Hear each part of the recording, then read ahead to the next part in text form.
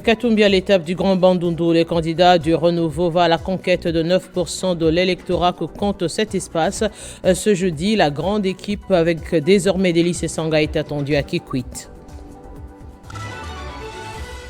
Ne jamais trahir le Congo, la phrase mythique de M. Laurent Désiré Kabila a été prononcée par le candidat Félix Tshisekedi au Katanga. Le candidat numéro 20 à la présidentielle se présente comme le continuateur de la vision du euro national. La sécurisation et fiabilisation du processus électoral. Le rapporteur de la CENI a effectué une ronde dans les antennes de la ville de Kinshasa pour se rendre compte de l'effectivité de l'affichage des listes électorales pour l'ensemble du territoire de la ville ou des communes et en même temps, Peter Kazadi a inspecté certains points chauds de la capitale. Objectif, réarmer le moral des policiers. En football, belle victoire des Léopards senior dames face à la Guinée équatoriale et une qualification à la CAN. Les poulains de Papi Kimoto ont fait l'essentiel en s'imposant au stade de Martyrs 2-1.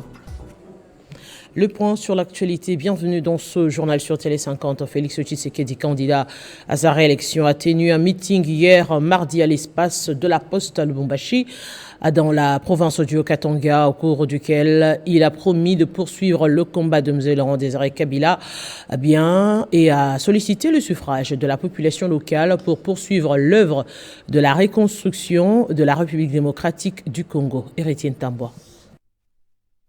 À Lubumbashi, devant plusieurs sympathisants des partis et regroupements politiques de l'Union sacrée de la nation, Félix Tshisekedi a rendu un vibrant hommage à Mouzé Kabila et promet de poursuivre son combat pour libérer la République démocratique du Congo. Il a expliqué que sa mission est de réveiller le peuple congolais et de mettre en pratique le serment du troisième président de la République démocratique du Congo, Laurent Désiré Kabila, de ne jamais trahir les Congos. Je suis là pour perpétuer les combats des Mouzé Kabila, a-t-il dit. Kabila. Malheureusement, le Mouzé a été pris au piège. Quand il s'est réveillé, c'était malheureusement trop tard. Et notre mission est celle de continuer là où le musée s'était arrêté.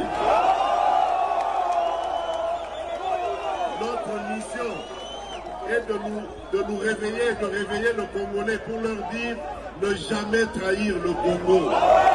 Sur la terre de Moïse Katumbi, Félix Tshisekedi a renouvelé son engagement à militer pour la paix et l'amélioration des conditions de vie des Congolais. Mingi,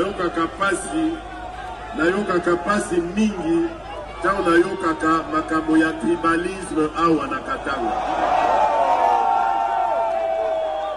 peuple congolais est un même peuple. Et le Congolais, le citoyen congolais, a le droit de vivre partout en République démocratique du Congo. À l'occasion de ce meeting à la place de la Poste, le candidat numéro 20 avait aussi dénoncé encore une fois l'indifférence de la communauté internationale à mettre fin à l'activisme des groupes rebelles et de l'agression depuis près de 30 ans.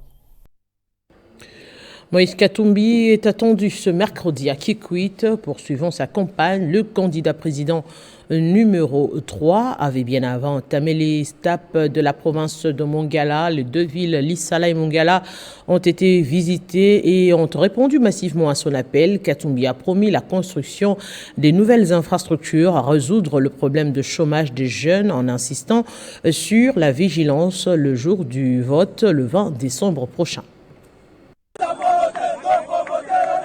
Après l'espace Grand Équateur, le candidat numéro 3 à l'élection présidentielle, Moïse Katumbi Tshapwe, poursuit son périple électoral.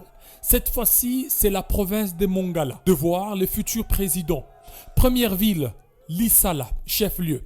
Ici, c'est une foule en liesse qui accueille le candidat président numéro 3, Moïse Katumbi Tshapwe, qui a fait les pieds jusqu'au lieu du meeting.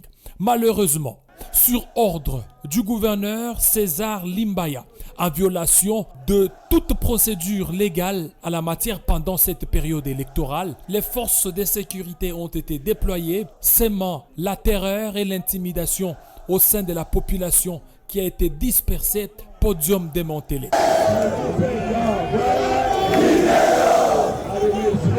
Mais face à une population déterminée à écouter les candidats numéro 3, le meeting de Moïse Katumbi Tshapwe a été délocalisé. Et ce dernier a remercié la population de ne pas avoir cédé à la provocation et intimidation. Devant une foule compacte, Moïse Katumbi a demandé une minute de silence en mémoire du maréchal Mobutu. Concernant le programme social, Katumbi ambitionne de transformer la ville d'Elisala, menacée par des ravins, et toute la province de la Mongala, par la construction de routes modernes, la desserte en eau et électricité, ainsi que la promotion des industries et la création de plusieurs emplois. Après Elisala, Moïse Katumbi s'est rendu à Bumba. Ici encore, un monde fou, sans précédent, qui attendait Moïse Katumbi Tshapwe. Devant cette population, Moïse Katumbi Tshapwe n'a cessé de dire à la population d'être vigilante le jour des votes pour que leur voix ne soit pas dispersée. Car il est temps pour cette population de vivre le changement.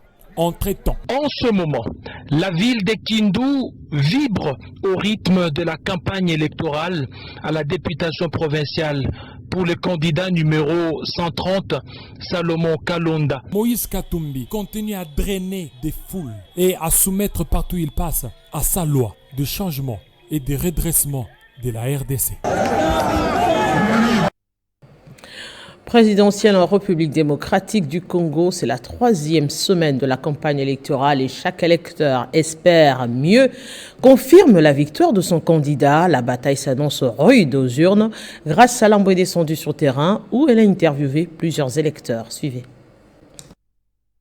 Le 20 décembre prochain, près de 44 millions d'électeurs congolais sont attendus aux urnes pour élire leurs présidents, les députés nationaux et provinciaux, ainsi que les conseillers municipaux. 23 candidats sont en lice pour la magistrature suprême. Un scrutin à un tour et un seul vainqueur prendra les commandes du grand conseil. Chaque électeur rassure la victoire de son candidat et donne ses raisons. Favori, c'est le président Félix Tshisekedi. Pourquoi? Parce que déjà, lors de son premier mandat, il y a eu différentes réalisations qui ont été accomplies. Accordons-lui le deuxième mandat afin qu'il puisse continuer. Face au président sortant, l'opposition tente de se rassembler autour de Moïse Katumbi pour être plus forte. Dans les camps de l'ex-gouverneur du Katanga, l'on est confiant.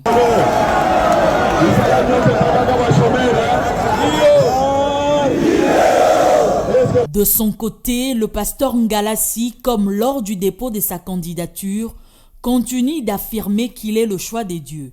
Ses partisans sont aussi de plus en plus convaincus. Les autres candidats, Bazali, fruit, il y a volonté, il y a base Nabango, telle que la formation politique Nabango, mais il y a un candidat qui, lui, est venu mandaté par Dieu. Alors que Félix Tshisekedi, Moïse Katumbi, Denis Mukwege, Martin Fayoulou et Adolphe Muzito sont au front et mouillent le maillot pour leur victoire, plusieurs autres candidats à la présidentielle sont absents sur le terrain. En attendant le 20 décembre, le rapporteur de la CENI, Patricien C, a effectué mardi une ronde dans les antennes de la ville de Kinshasa pour se rendre compte de l'effectivité de l'affichage des listes électorales pour l'ensemble du territoire de la ville ou de commune, selon le cas. Et le constat est positif, les listes sont bel et bien affichées dans chaque antenne pour consultation par les électeurs, les candidats, les partis politiques ou les regroupements politiques. La CENI s'est ainsi conformée à la loi électorale, a rassuré son rapporteur. Cet affichage intervient selon les délais requis par la loi électorale qui stipule en son article 8 et 21 ces mesures d'application aux premiers alinéants. Que 15 jours avant la date du scrutin, les listes électorales pour l'ensemble du territoire, de la ville ou de commune, selon le cas, sont affichées dans chaque antenne pour consultation par les électeurs, les candidats, les partis politiques ou les regroupements politiques. Et Patricien Ncéa s'est réjoui du respect par la CENI de cette obligation légale. Il était question pour nous de visiter pour s'assurer de l'effectivité de l'affichage au niveau des antennes, voir s'ils ont respecté ce délai, voir s'ils ont affiché. Le rapporteur de la CENI a entamé sa ronde à l'antenne de la Gombe où les listes définitives des électeurs et des 5 communes de la Gombe, de Kitambo, de Lingwala, de Barumbu et de Kinshasa étaient déjà disponibles et la consultation se déroule normalement. Elle s'est pliée au même exercice à l'antenne de Kalamou qui comprend les communes de Kalamou, de Kassavubu, de Ngiringiri, de Bandalungwa, de Selembao et de Bumbu, ainsi que celle de Limete, englobant en outre la commune de Limete, celle de Lemba et de Ngaba. Partout où elle est passée, elle a prêté un oreille attentif aux explications fournies par le chef d'antenne, montrant la manière dont s'est fait la consultation pour chaque commune. Je l'ai fait aujourd'hui à Kinshasa, mais d'ici jeudi ou vendredi, le président de la CENI, le président Denis Kadima, va déployer les membres de l'Assemblée plénière à l'intérieur du pays pour s'assurer également de l'effectivité de l'affichage au niveau des débats. Exprimant son satisfaction, Patricia Nseya a invité la population à ne pas suivre le rumeur faisant état d'un probable report des élections. Dans toutes les circonscriptions. Le message que je peux donner aux électeurs, non seulement aux électeurs, mais aussi aux candidats qui se préparent pour les scrutins.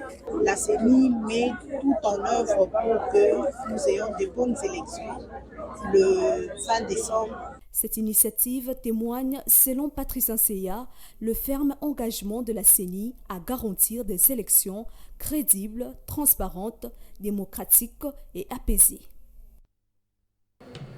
Il y a 14 jours des élections générales, la MONUSCO a donné son avis favorable à la demande de la Commission électorale nationale indépendante. La MONUSCO se dit disposée à cheminer les kits électoraux dans les 5 territoires de la province de l'Ituri. L'information a été livrée par Liliane Niacha, chargée des opérations du Bureau de l'information publique de la MONUSCO. En principe, cette opération allait débuter depuis hier avec les vols programmés pour le territoire d'Aru.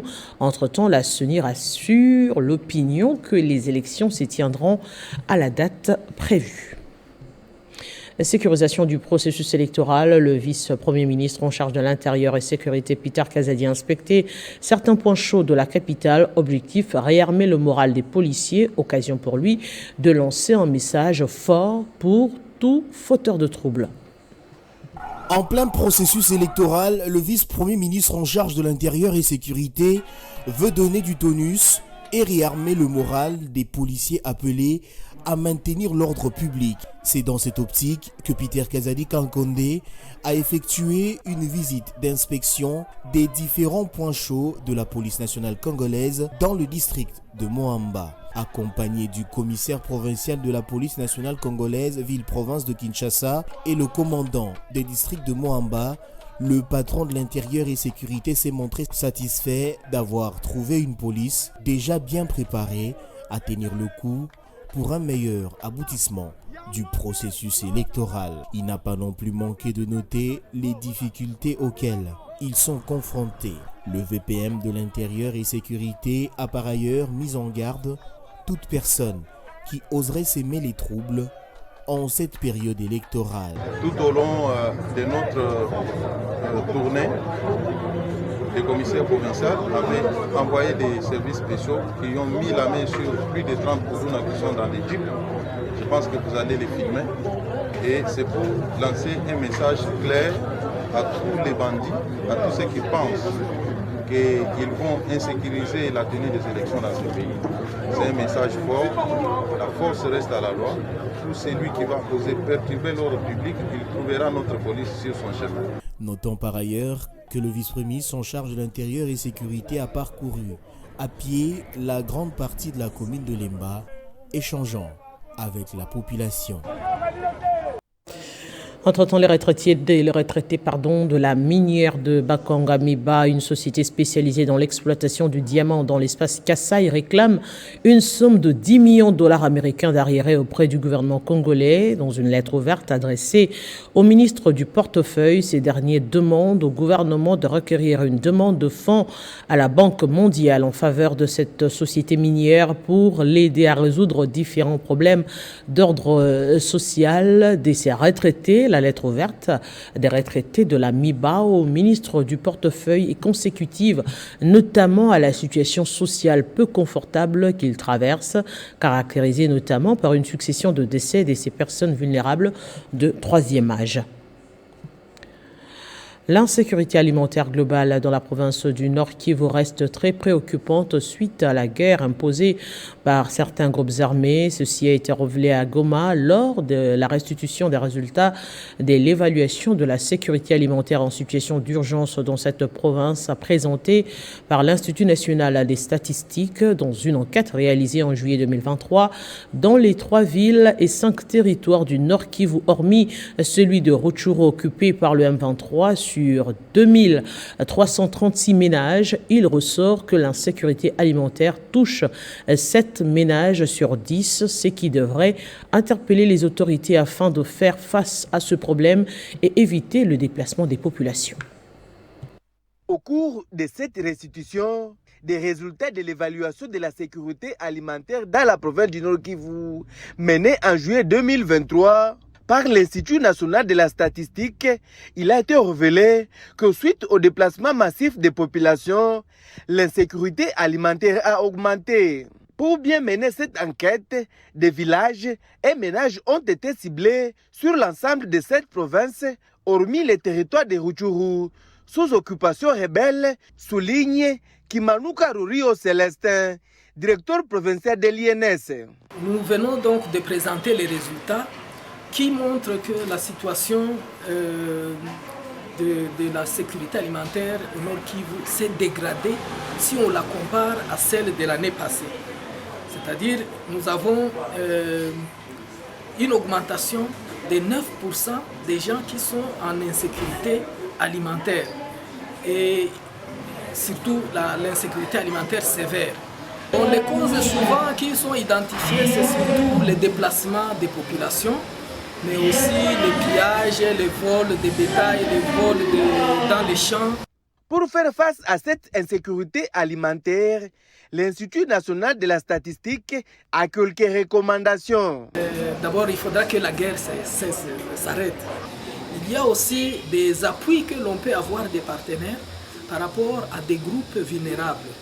Soulignons que l'objectif de cette étude, appuyée par le Programme alimentaire mondial PAM, était d'actualiser les données sur la sécurité alimentaire dans la province du Nord Kivu pour mieux comprendre la situation et amener des réponses appropriées. La ville de Likasi, dans la province du Olomami, va bénéficier de 15 km de route. C'est ce qui ressort de l'entretien entre la gouverneure Isabelle Yumba Mushindi avec une délégation de l'entreprise Niara chargée de mener les travaux de construction de ce trafic qui va permettre à la population de cette partie de la province de circuler en toute quiétude.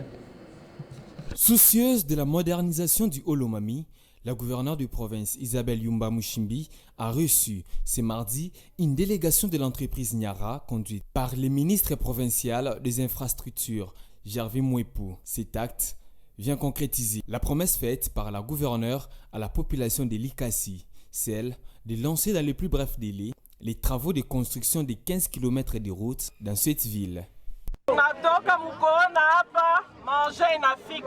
Nous venons de constater l'arrivée des engins.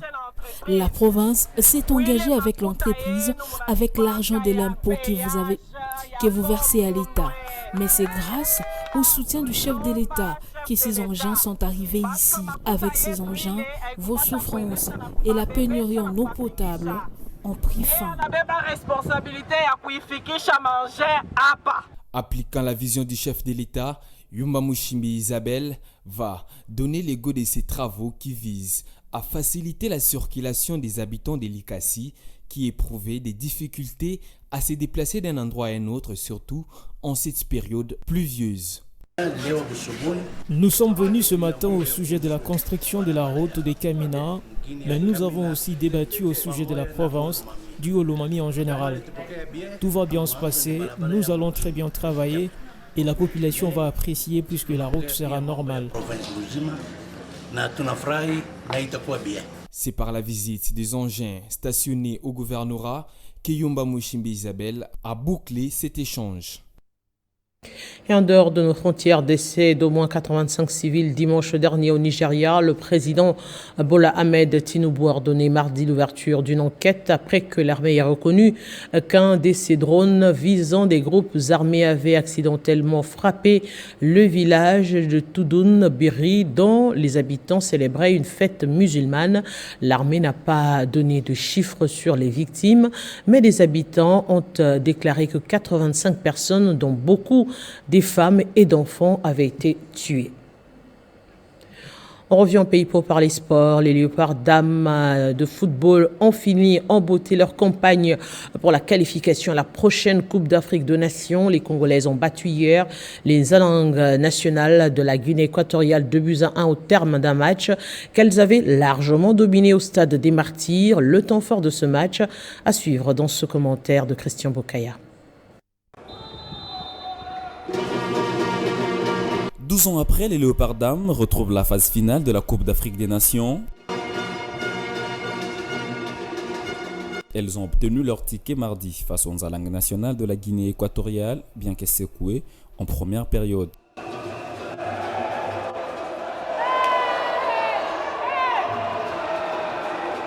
Au retour des vestiaires, les Congolaises vont appuyer sur l'accélérateur pour revenir dans le match et réussiront à égaliser par le truchement de Merveille Kanjinga.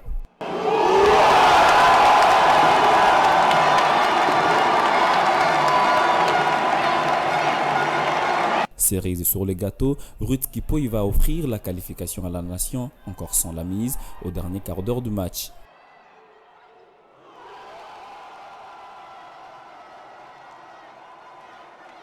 C'est une mission accomplie pour Papi Kimoto Kitankoy, appelé en renfort pour la qualification de la RDC. C'est une équipe qui subit les injustices pendant, je pense, plus de 10 ans. Il ne reçoit pas ce qu'il devrait comme traitement. Donc, Dieu merci, ils se sont qualifiés. J'espère que les lignes vont se bouger et que nos filles, vos petites sœurs vont être bien traitées maintenant. Et je suis un homme le plus heureux, comme j'ai dit hier, pour le football féminin. La RDC fait partie des dernières nations qui ont validé leur ticket pour la phase finale de la 15e édition de la CAN qui se jouera au Maroc, aux dates qui restent à préciser. Espérons, comme Papi Kimoto le dit, ces dames seront traitées à leur juste valeur. Question de leur libérer leur prime, surtout de qualification à la Coupe d'Afrique des Nations. En attendant, nous ici, on prend le rappel des principaux titres. Ne jamais trahir le Congo, eh bien, c'est la phrase mythique de Mzee Laurent Désiré Kabila qui a été prononcée par le candidat Félix Tshisekedi au Katanga. Le candidat numéro 20 à la présidentielle se présente comme le continuateur de la vision du héros national. Et Moïse Katumbi à l'étape du Grand Bandundu, les candidats du renouveau va à la conquête de 9% de l'électorat que compte cet espace. Ce mercredi, la grande équipe avec désormais des lycées Sanga est attendue à Kikwit. Sécurisation et fiabilisation du processus électoral. Le rapporteur de la CENI a effectué une ronde dans les antennes de la ville de Kinshasa pour se rendre compte de l'effectivité de l'affichage des listes électorales pour l'ensemble du territoire de la ville ou des communes et en même temps Peter Kazadi a inspecté certains points chauds de la capitale. Objectif, réarmer le moral des policiers. Et en football, belle victoire des Léopards seniors dames face à la Guinée équatoriale et une qualification à la CAN. Les poulains de Kimoto ont fait l'essentiel en s'imposant au stade de Martyrs 2-1. La suite du journal, c'est la revue de presse de Christian Bokaya.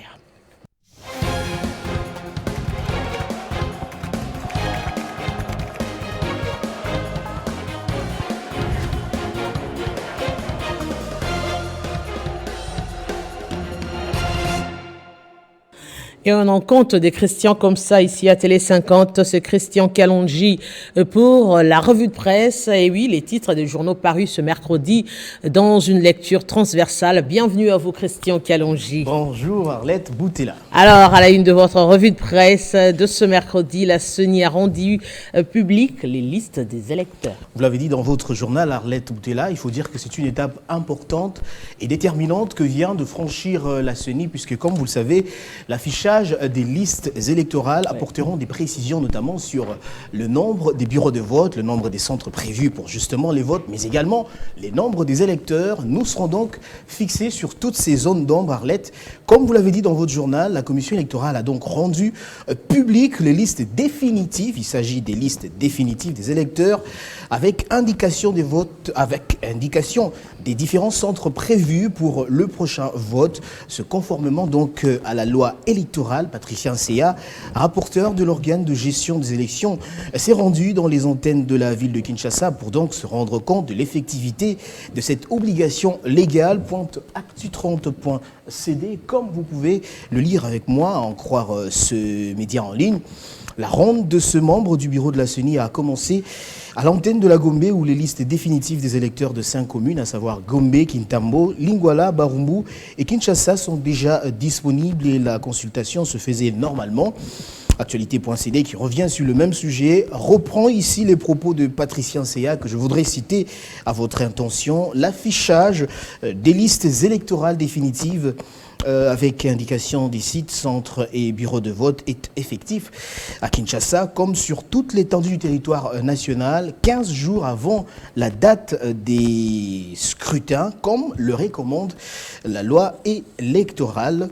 Radio France Internationale nous rafraîchit la mémoire sur la décision qui avait été prise, vous le savez, en octobre dernier par la CENI. La commission électorale avait déclaré en début de semaine, lors du mois passé, donc le mois de novembre, que les listes ne seront pas affichées de façon traditionnelle, mais que la consultation pourra se faire auprès d'un agent dédié au sein des antennes de la CENI, ce qui avait suscité polémique puisque l'opposition n'avait pas vu cela d'un bon œil. Alors, on va rester dans cette logique pour parler cette fois-ci de la campagne électorale. Et oui, à Lubumbashi, Félix-Antoine Tshisekedi Tshilombo est revenu sur la vision de Mzee Laurent-Désiré Kabila et promet de pérenniser le combat de ces héros nationaux, alors que Katumbi, lui, a rendu hommage à Mobutu Ali Sala. Vous l'avez dit, Arlette, tout se dessine autour de ces grosses pointures, il faut le dire, il gagne en popularité. Nous pouvons le remarquer d'ailleurs à travers les images. Le président sortant et candidat à sa propre succession, Félix-Antoine Tshisekedi, a conféré dans la soirée du mardi 5 décembre dans le cadre de sa campagne électorale avec les habitants de Lubumbashi dans la province du Haut-Katanga, rapporte dépêche.cd. Dans son allocution, le candidat à sa propre succession a affiché son ambition de tout mettre en œuvre pour la stabilité de toutes les parties en proie à l'insécurité. Pour ce faire, il a soutenu qu'il poursuivra le combat du deuxième président de la République démocratique du Congo, Mzee Laurent-Désiré Kabila, se résumant à ne jamais trahir le Congo, poursuit ce média en ligne. Par ailleurs, il a mis en garde la population contre le conflit ethnique qui secoue davantage cette partie du pays.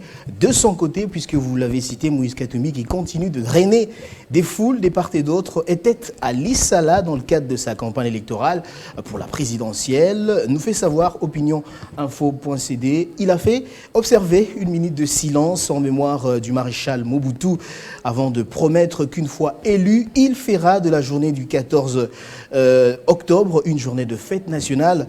En hommage à Mobutu, le candidat numéro 3 a critiqué sévèrement le régime en place, appelant à un vote sanction le 20 décembre prochain. Alors, on va parler de l'Afrique. La Mauritanie et le Tchad actent de dissolution de la force anti-djihadiste G5 Sahel. Vous l'avez dit, c'est une fin de partie pour le G5 Sahel. La Mauritanie et le Tchad, les deux derniers membres de l'Alliance créée en 2014 pour faire face au djihadisme et aux autres défis de la sous-région, ont acté mercredi sa dissolution prochaine au lendemain de l'annonce du retrait du Niger et du Burkina Faso, écrit France24.com. Le sort du G5 Sahel, Arlette, est donc scellé puisque l'article 20 de la Convention dit que le G5 Sahel peut être dissous à la demande d'au moins 3 États membres. Il faut le dire, de plus en plus, on le constate, l'Occident perd son influence en Afrique de l'Ouest où la Russie s'installe et consolide son approche. Arlette, une question, sommes-nous dans un nouvel ordre mondial? Eh bien, je ne saurais répondre. Je ne saurais répondre en tout aux téléspectateurs de répondre. Aux téléspectateurs de répondre, ça sert carrément mieux. Grand merci à vous, Christian. Je vous en prie, pour cette sélection aimable de téléspectateurs. Vous l'avez compris, ce journal est terminé. Et oui, nous prochons également vers les élections. Il serait judicieux d'obtenir sa carte d'électeur, ou du moins, et son duplicata, car voter fait partie des devoirs civiques. On se retrouve très prochainement avec le même plaisir.